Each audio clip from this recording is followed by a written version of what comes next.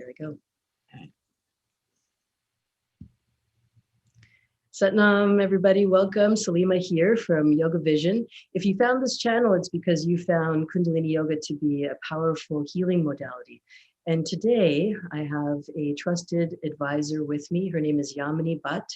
Yamini and I have been consulting with each other for almost 10 years now. I want to say at least 10 years, and has been such an amazing source of good information, particularly on healing in spiritual dimensions, healing on a spiritual realm. And so I thought today would be a perfect time to introduce her to you and dive into this topic about energy healing. So Yamini, it's a pleasure to have you here with us. I'd love to hear a little bit more about what you have to share, and share away, my dear.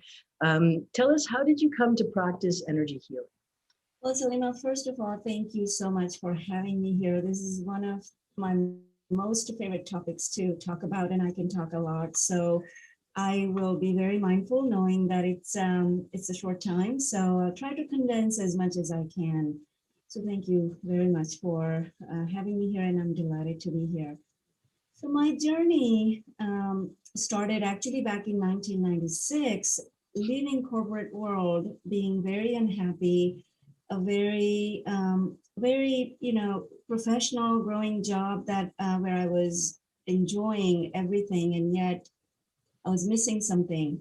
So, and I had two boys that I was raising. So it was a young family that I was raising, and I decided to actually leave, transition out of corporate world. And soon I realized something else was calling me forth, and I found yoga at Unity Church of Houston.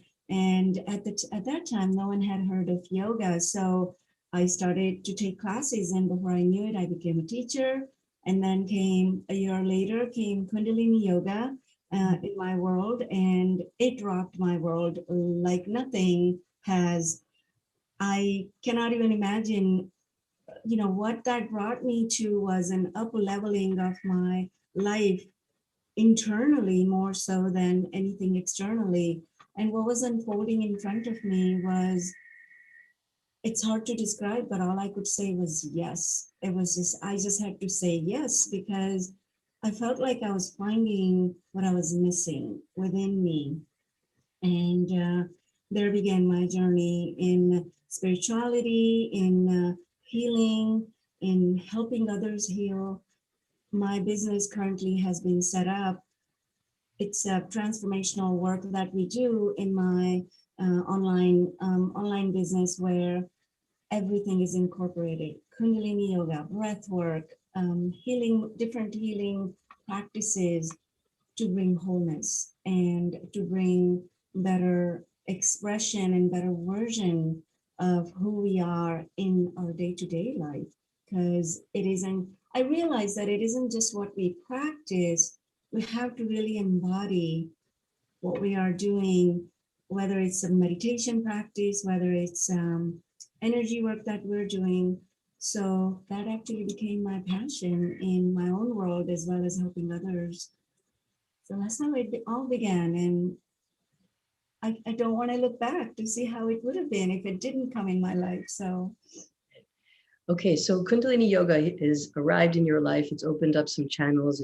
It's given you a language, a structure, and then all of a sudden more doors open. So tell us now, what is energy healing, and how does it work? when I started doing Kundalini Yoga, I thought, and that was back in 97, and I started teaching. I became a certified teacher, and I taught, and I loved it. And I taught at different places, medical centers, yoga studios. I taught workshops. I taught at Unity Church, at temples. And I thought that was it. That was my life's work. And soon I realized that there was a part of me that was unfolding, that was so much greater, bigger than I could actually put in words. So how that began to work in my life was, it brought me to what I needed to transform within me. So that being said, I realized that energy has no limit. we are energy. Everything in the world is energy. And your life is your energy. Your energy creates your life. It's a reflection of your own life. So as I worked more internally, that expressed out externally in my life as an expansion, as growth. And so to me, energy healing is all about healing ourselves at this multidimensional being that we are at all levels of our being. It isn't just physical healing. We're not our mind, we're not our body. We're so much more than that. And we're, above all, we're a spiritual being having a human experience. And therefore, the spiritual energy that we all try to seek out there through our practices and through different means or tools is all within us. We have to use those tools to really remember who we are, and who we are at the core of our being. The truth of who we are is love. And so rather than seeking something out there through all the tools and techniques, we have to remember who we are. So in my definition, energy healing, no matter what form, there's many forms out there, no matter what you're doing, energy healing is about remembering. It should actually initiate something within you that helps you remember who you are in relation to, a higher power, in relation to the divine self that you are. And we all know that because that's who we are at the core of our being. In the bottom of our heart, when we express our heart, we experience oneness, we experience joy, we experience happiness. And that is what we're here to discover. We're here to discover our creatorship through our own energy, through our own essence. Creatorship through energy work through creatorship. Okay. Let's go back just a little bit. Tell us a little bit more. Can you explain a little bit more about what is multidimensional? What do you mean by multidimensional? So multidimensional simply means that we're so much more than our body. So we're often focused on our body. We pay attention to what happens in our physical reality, and it draws our attention, and we try to fix it. We try to correct it, or we try to change that. That's one dimension of life, which is a physical dimension. Then we have mental dimension, where our thoughts come from, where our beliefs are stored, which is a little deeper dimension. And then we have an emotional body, which is where our feelings are, our emotions flow through our emotional body.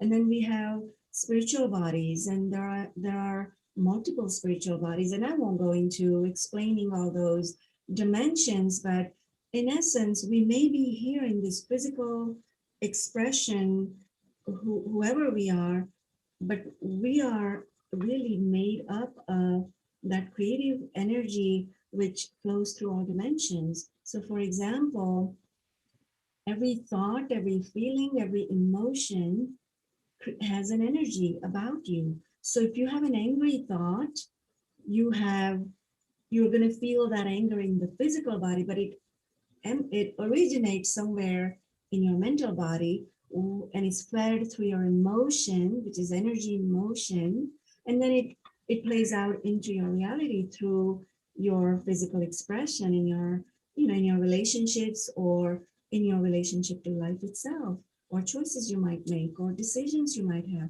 So multi-dimensional being simply means that we need to pay attention to all aspects of ourselves. If we truly want to heal, we have to not just pay attention to what shows up in the physical. We really have to get into subtlety of our subconscious and unconscious and our emotional body, and how that impacts into our being, because we're integrated multidimensional beings at any given point. That's who we are. So understanding that brings you this great awareness about the energy that you are.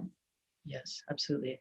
Right. So it's like if you have, you have a headache and you take a pill, that's one approach. But if you have a headache and you can source back, where did it originate from? What are the what's the spiritual energy that might be informing that little alarm bell, then we have a much better chance of addressing what's underlying. Absolutely. It could relate to our physical elements. It could relate to our emotional challenges in our relationships or at work, or if we have repeated patterns, if we continuously repeat certain patterns, no matter how hard we try, we can't seem to stick to our diet, or we can't seem to stick to our practice that we take on for 40 days. There is an underlying current that is driving that, and it's in your subconscious. And to access that subconscious is where true healing happens. And I believe Kundalini Yoga is probably one of the greatest practices, in terms of accessing our inner world or inner environment, begin to correct that.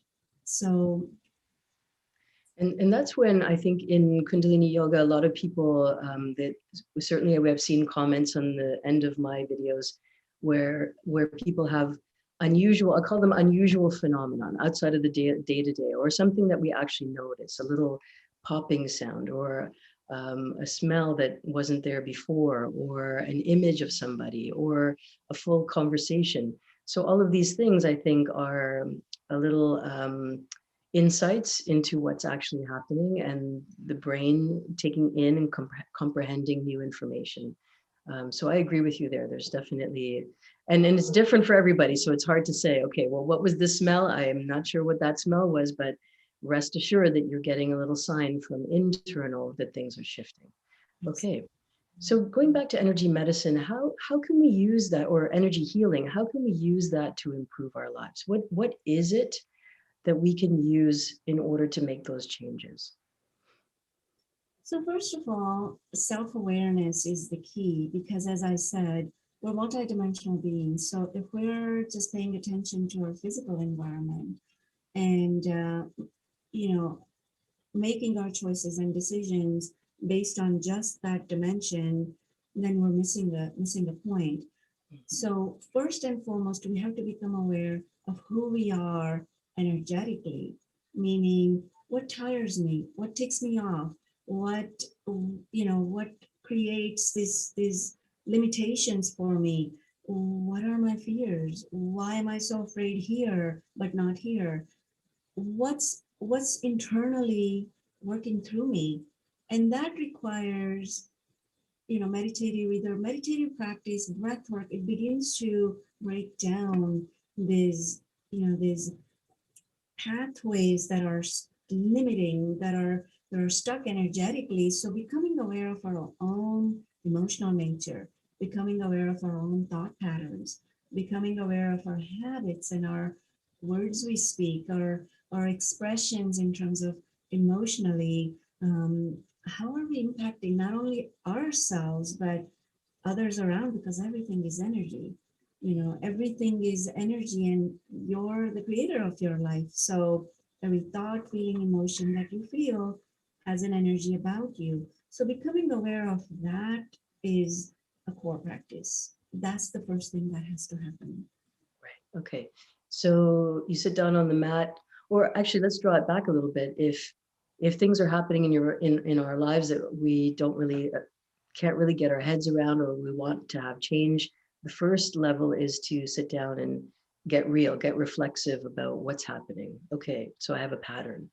And then the next one is to do some kind of practice like Kundalini Yoga that will help to open up a little more awareness.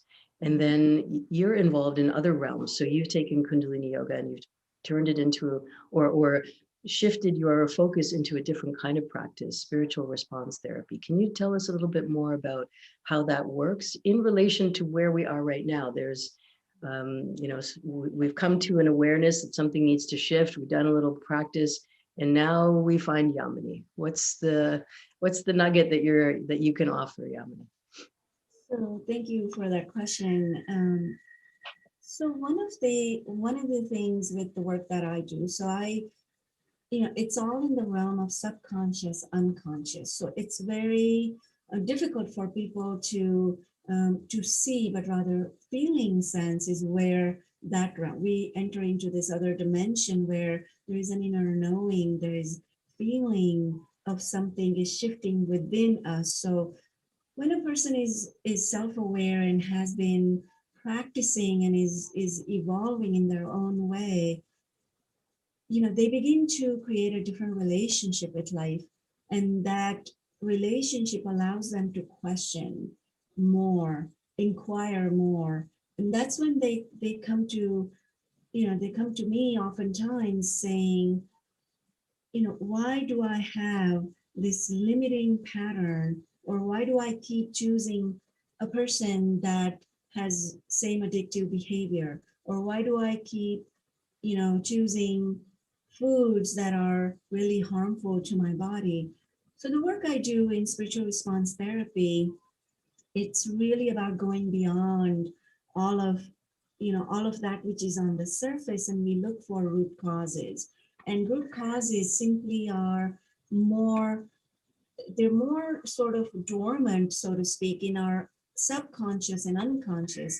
So it's called unconscious. So spiritual response therapy is actually a methodology in which you can, you can learn step by step how to work with your inner guidance, and how to approach healing, your own internal healing, working with your own inner guidance. So first you work on yourself, and then you're able to affect change. Now, how is that helpful in that, in our current circumstances? So we're all really clear about the fact that something, change is happening, new energies, new way of being is upon us. We can't fight it, we can't resist it. More you resist something, more it will persist in your life.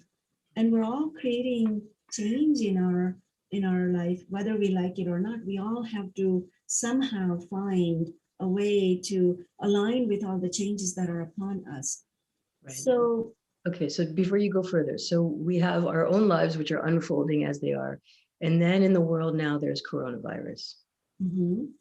Okay, So the two are working together. Okay, thank you. yeah, so how are we reacting to coronavirus? Like, yeah, there is coronavirus, and and I'll just kind of come down to either you're coming from tremendous amount of fear or coming from a neutral. Okay, we won't even go to the other side because it's really hard to find yourself deep into, your own truth and faith, because there is so much fear that's around us. So we got to swim through this fear first. And we have to, if we know who we are energetically, then we know what our fears are and how we are affected by fears that are coming at us from outside world. Right? So Fear is contagious. breath work and meditation, breath work especially, it's very powerful technique. Any form of breath work, sitting doing 3 minutes of breath of fire can help you move through fear that you might be up against that's not even yours, right? So in this age of coronavirus, we have a choice to make, and that choice is very powerful choice that we need to make, which is one of power and freedom. What power, what internal power do I have? And how can I make a choice that brings me the freedom that I seek? Not freedom out there, but freedom from fear, freedom from limitations, freedom from, perhaps certain beliefs that I've been bought into, whatever it is. So to work through that, we need techniques, we need tools, we need energy work, or to understand how to break free from that. Otherwise, we take all that into the outer world and contribute to all the fear that's running around all around us. We can't meet fear with fear. We got to meet fear with love. So if the truth of who we are is love, and if we can access that love within us, and I'm not talking about love as in love we know, with people and stuff. I'm talking about love as in the essence of who you are. The soulful self carries a vibration of love. Love is the highest vibration, and fear is the lowest vibration. And yet we live in this polarity on this planet where we're constantly going back and forth, and we will continue to do that. But our choice, this is where our choice comes from, is I get to choose Do I want to be in the frequency, vibrating in the frequency of love, or do I want to vibrate in fear? If I've done work, energy work on me, I'm always going to go and choose love because I know the difference. Does that make sense? Yes, absolutely. So energy medicine is aligning our vision, our soul's purpose, and our soul's mission with what we're actually witnessing and noticing on the external side. Yeah, because our life is a reflection of our own energy. Everyone's having a different reaction to coronavirus. There's some people thriving in the midst of this pandemic. There's some people who don't leave home because they're so afraid. Right. So we're the creator of our life. So what do we choose to create? That's the choice we make moment by moment, breath by breath. Right. So this is all coming back to consciousness. Absolutely, 100%. So in that context, what is coronavirus doing? Okay, well, let me share personally first. Coronavirus in my life is fast forwarded a whole bunch of things. I had a yoga studio and I knew that the clock was ticking on that concept and that idea. I knew I wanted to be out here in YouTube land. And all of a sudden there was a coronavirus and everybody's at home and that's the perfect timing. I couldn't have planned it, and here it was. So in my life, just not using that small example, it was a fast forward of something that was already, I think, in the working and in the mix. Mhm. So can you comment on that? What's the state of the world now, and what can we start to do to put some stability into place, if for lack of a better word? I personally feel that pandemic has pushed us all into up level ourselves, into what our heart was desiring to begin with, because it forced us to be with ourselves, right? Like we're all grounded in our own homes. What else is there to do? And other than meet ourselves. And that has been very scary for a lot of people. And at the same time, those who have found self-reflection, then they reflected on that, and they have begun to answer and respond to that energy, just like you're describing. I don't think anyone is an exception. We've all had to step out of our autopilot mode, so to speak, because we're mentally oriented, correct? So our mind drives us into our world. And if we're becoming heart centered, then we got to drop down in our heart. So this pandemic has forced us, like it or not, to drop down, get grounded, be in your heart, be in your own energy, and discover what's possible, what else is possible. So everyone's having to, innovate new ways of being, new ways of expressing, doing business, teaching. Children are affected, parents are affected. No one is an exception. Right. Collectively, I believe it has brought us all into this collective force that actually needed on the planet to create change that we were all seeking unconsciously. And yet we wouldn't take or make ourselves available for taking those steps out of fear. So as much fear as it has brought in our lives, it has also given us that many more opportunities to rise above those fears if we choose to. There's always a choice. There's always a free will choice. Right. Okay, got it.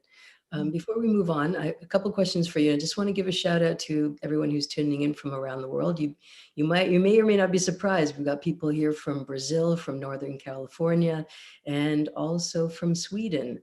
And I'm sure people around the block here as well, outside of Toronto. So so we talked about now the up leveling. So where there was fear, now there are more potential and possibilities for love. And I can certainly vouch for the fact that that's happened in my own life.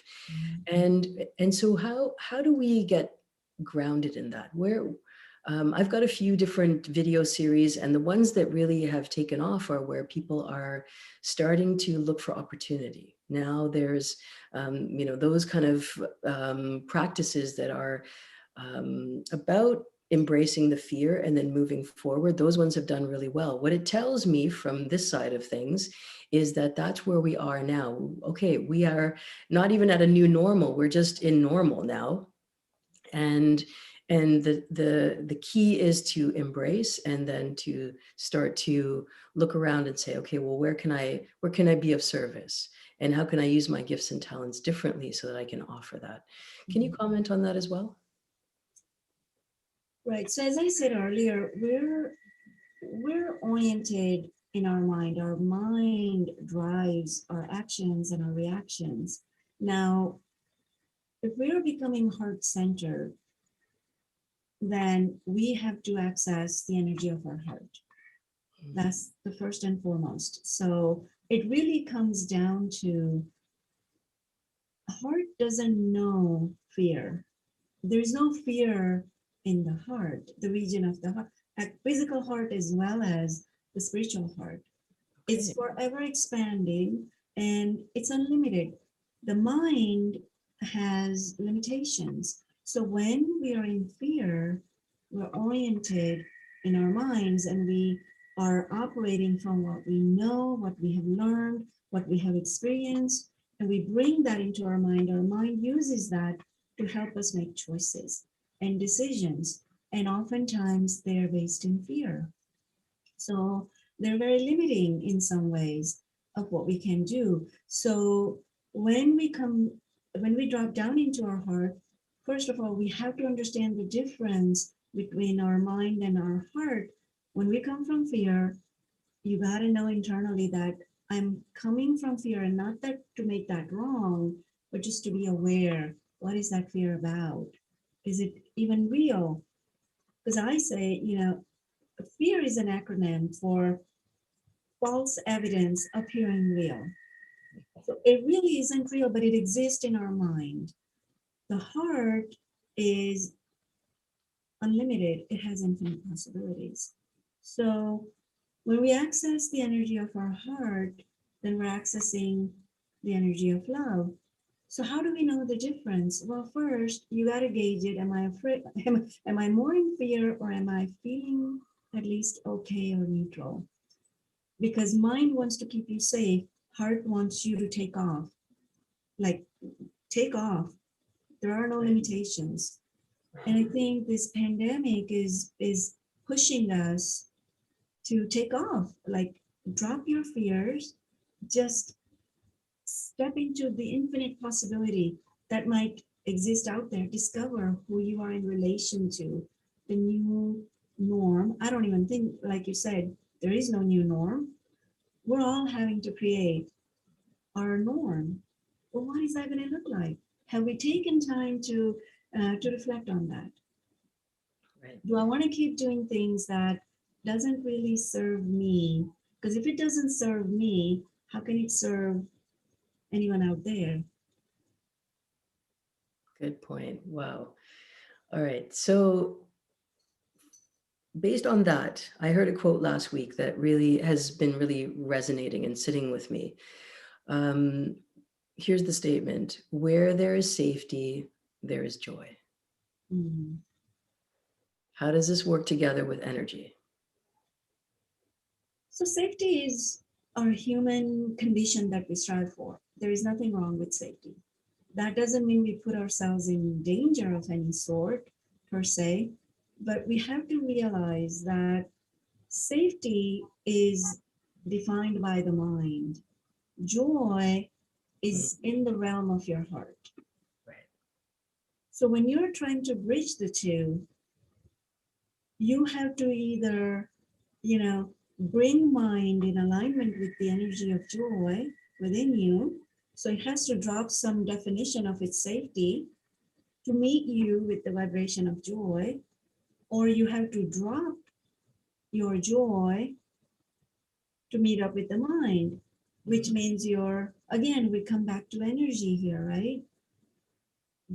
Everything is energy. So there is a sense of safety within us that is carried as energy that we resonate with. That's safe, that's not safe. everyone defines joy differently. What might bring you joy may not bring me joy, right? But that joy feeling has certain vibration, certain frequency that I vibrate within my own energy system. Mm. So I have to know, what does that look like for me? If I'm safe, then I'm fully joyful. Am I limiting myself? Or am I allowing myself to first experience the joy of life or joy of whatever it is that I want to feel joyful about? Can I experience that joy without any limitations? That's the realm of your heart. But if mind has its way, it will put it in a box, it will define it, and it will tell you this is how you move forward to have joy in your life. And then we're boxed in, we're limited, we're constricted. Whenever our energy is constricted, we're not expanding. And one of the truths of life is that life is always expanding. Life is if your life is your creation and its true nature is expansion, and here the mind comes in and limits it, we're not living our joy, we're not experiencing joy to the fullest, right? Because if my creation just wants to expand, that's its natural flow, then I'm not allowing my energy to flow into my life, into my creation to bring me joy. Because joy is a natural byproduct. It's not something you have to work towards. It's a natural byproduct of when you're flowing with your energy that's in absolute alignment with the divine source, the soulful self that you are, the essential self that you are. There is a natural flow that happens through you and out into your expression, because you're embodying it and you're expressing it simultaneously. There is no work required. You're The work being, is here, right? The work is here. We got to first come into this oneness within us. yeah, I And was we just do about that to say beingness. beingness, yes. Okay. And I Yeah. think yoga practices, breath work, and I'm not just saying practice yoga randomly. Intention is also very important. So going into intention, right? Practicing. I'm never not without my practice of Kundalini Yoga. I do all this energy work, been doing it for 25 years. It comes home to me when I'm sitting, doing my breath work, doing my kriyas, doing my meditation, and I'm embodying everything, filtering through my own energy system, where it finds its way to oneness that I experience, that I want to experience in my heart. Then I feel like I'll come home. Otherwise, it's just busyness, nothing more than just busyness out there, right? Absolutely. Wow, what a powerful statement. Living in our hearts, and I think that's probably a good little nugget you've given me for our next video series. So thank you for that. That is our purpose. Yeah, Our life purpose is to discover the truth of who we are. And if the truth of who we are is love, then we need to discover how we relate to love that is me. That is me, the embodiment of me, right? absolutely, absolutely.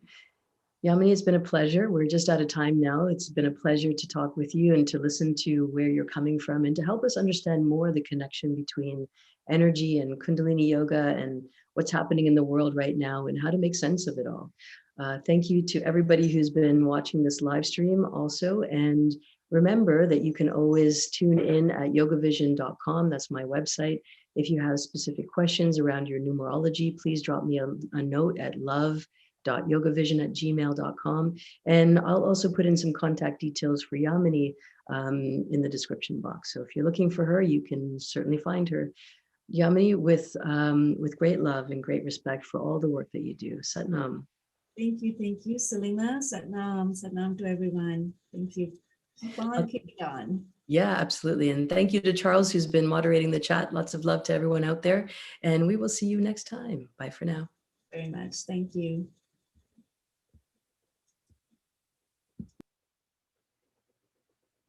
Okay, Yamini,